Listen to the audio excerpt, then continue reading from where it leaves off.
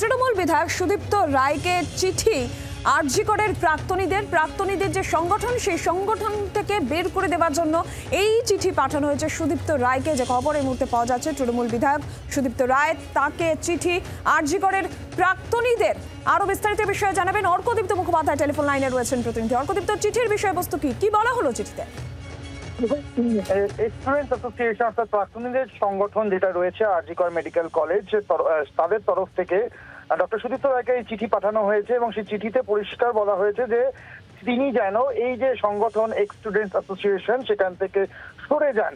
কারণ প্রথমেই যেটা বলা হয়েছে যে গত 31শে অগস্ট একটি অ্যানুয়াল জেনারেল বডি মিটিং হয়েছিল স্টুডেন্টস অ্যাসোসিয়েশনের তরফ থেকে। সেখানে বেশিরভাগ সদস্যই যারা ছিলেন তারা সুদীপ্ত রায়ের বিরুদ্ধে কথা বলেছেন এবং তার সাথে যে বিভিন্ন রকম দুর্নীতি যোগ রয়েছে সেই বিষয়টাও হাইলাইট করেছেন এবং সেই কারণেই তারা ডিমান্ড করছেন এই মধ্যে চিঠির মাধ্যমে যেন তিনি এই অ্যাসোসিয়েশনের তরফ থেকে সরে যান।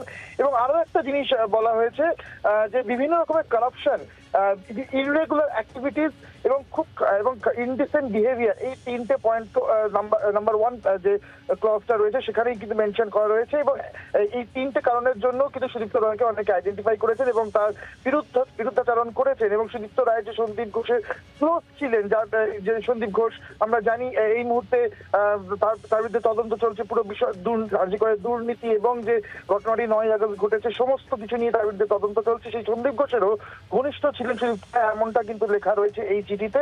ফলে এই সমস্ত কারণে সার্বিকভাবে সুদীপ্ত রায়কে কিন্তু এই সংগঠনের তরফ থেকে সরে যেতে বলা হয়েছে। ধন্যবাদ অর্কদীপ্ত। বাংলার আওয়াজ, বাঙালির আবেগ, জি 24 ঘন্টা।